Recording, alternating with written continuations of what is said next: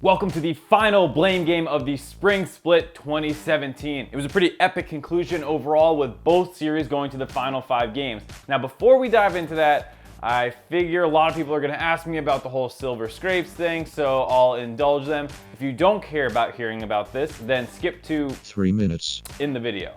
I don't really want this to become a career-defining meme, so hopefully this is the last time I talk about it for a little while, but basically what happened was Riot was not going to use me on the analyst desk for this event. I knew that. I got to go up there with Action Esports. I shot a lot of interviews with them. You guys should check those out. And while I was up there, obviously Riot knows I'm there. And during Saturday, it goes to the full 5 games. And apparently some people were joking around about like, oh, get Mark on stage. He's got to do the silver scrapes thing.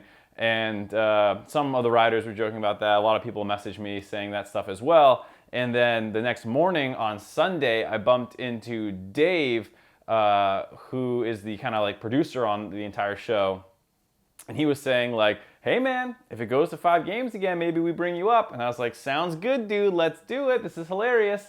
And I don't think we were super serious about it. We talked about like, if you want to. And I was like, yeah, why not? And then, you know, the games start out the way they do with TSM kind of crushing C9. I don't think it's going to happen. Game 3 turns around. Game 4 starts, and then, you know, I get a text message being like, hey, we're gonna come get you. And I was like, oh, all right, I guess we're doing this.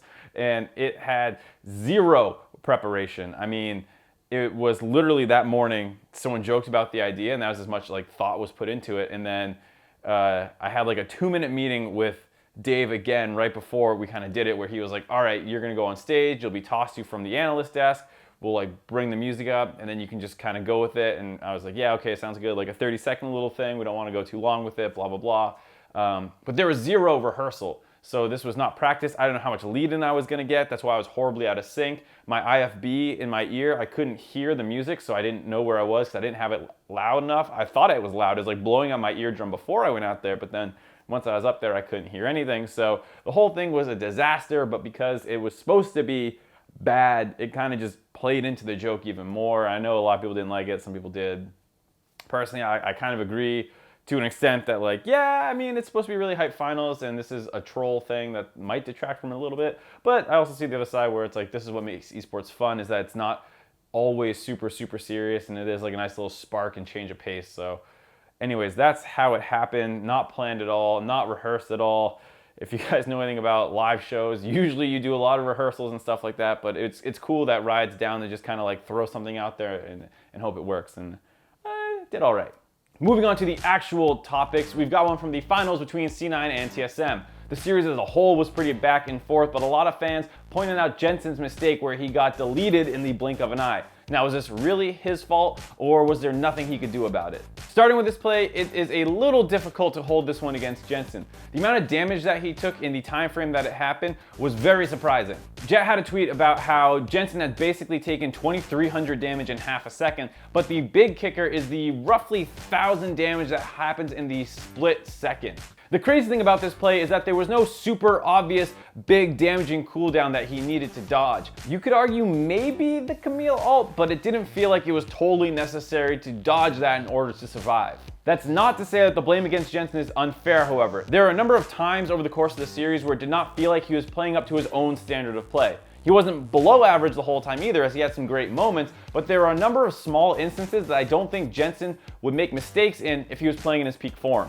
Early into Game 5, he goes way over aggressive in lane. C9 has no idea where Sven was, and it seemed like Jensen tunnels on trying to punish Bjerg overextending to push the wave in with low mana. The only problem is Bjerg isn't overextending because Sven has his back. The early and mid game get very scrappy, and Jensen does a good job cleaning up kills where he can. As we move into the mid game, there are a number of small mechanical and decision-making mistakes that begin to add up. Towards the tail end of the skirmish, Jensen dives in to finish off Biofrost. Turtle also gets extremely low, but Jensen instantly backs out instead of looking for an additional kill. It's not outright wrong to ult out, but TSM has 0 cooldowns available of any kind, and a clearly thinking Jensen would probably keep going in here as he is nearly full health. Even if he isn't able to find that kill, he can at least ult out a second later. Just 3 minutes later in a skirmish in the bot jungle, Sven kicks Jensen away to protect Hanser. For no discernible reason, Jensen pops his ult and the fight disengages. Jensen had flash, ult, proto belt available with his team collapsing. if he just re-engaged normally with E and Protobelt, they might win this skirmish hard enough to turn some advantages. I could go on for about another 5 minutes nitpicking all the small mistakes that Jensen was making in team fights and skirmishes, but I hope the point has already been made. Now this is all before factoring his and all the C9's atrocious game 2.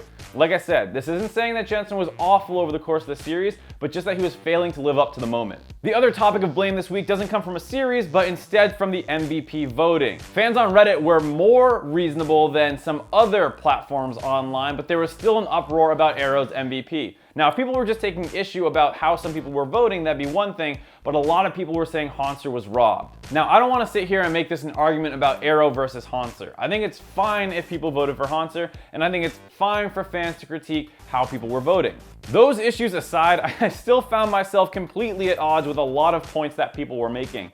Why does it matter if an NA player has never won the MVP? That has literally nothing to do with anything. That is just a random fact. Second, Doublelift getting robbed last split and in 2015 and he should have been the first AD to win the award has nothing to do with who was the right candidate this split. And I'm not even sure you can convince me he was robbed last split. It's also not the best player in the split, because if it was that, I would, not even kidding, vote Bjergsen every single time until he is clearly surpassed or slumping. It's most valuable player, and value generally does not exist intrinsically in something, but is instead a byproduct of the environment that it exists in. Things like supply and demand actually matter. Things like having 2 potential MVP candidates on a team does actually hurt each of those people's respective chances of winning the award. Some people even argue that Ryu was just as important, if not more so than Arrow, for winning games for P1. Now, pardon me here, but frankly put, you're either an idiot or didn't actually watch their games that closely if you think that. Ryu is a good player and definitely won P1 some games, but it is not the same as Arrow. Arrow consistently made potentially losing situations good. Yep, don't mind Arrow single-handedly turning this situation into a 1-for-1 by pelting Apollo multiple times. Don't pay attention to him sniping out the Azir to stop Envy from chasing forwards. No kills here, must not have been a big play. Ah, he only forces the enemy AD carries summoners here so the team can get a free flank kill a minute later. But no, that's not a big play because there were no kills, so how could it really matter? Jokes aside, if you thought Haunter was the better candidate, that's totally fine, but just everyone needs to stop acting like it was a disservice that Arrow won the award. The High 5 Comment of the Week award is brought to you by my patrons Kat Campbell and Patrick Ray and goes to Jeopardy Riot. Now I'll fully admit a big reason I'm giving him this one is just because it's shocking to see this kind of burn come out of a Rioter. That's it for this week's episode. The first round of the MSI play-ins start tomorrow, so make sure you guys tune in to see which team will likely upset TSM next week. I'll also be on the desk for a lot of this, so if you need any extra motivation, there you have it. Now, I probably won't be doing a PLT or blame game for this week, but I will still be putting out a video next week ideally, so check around back then for that.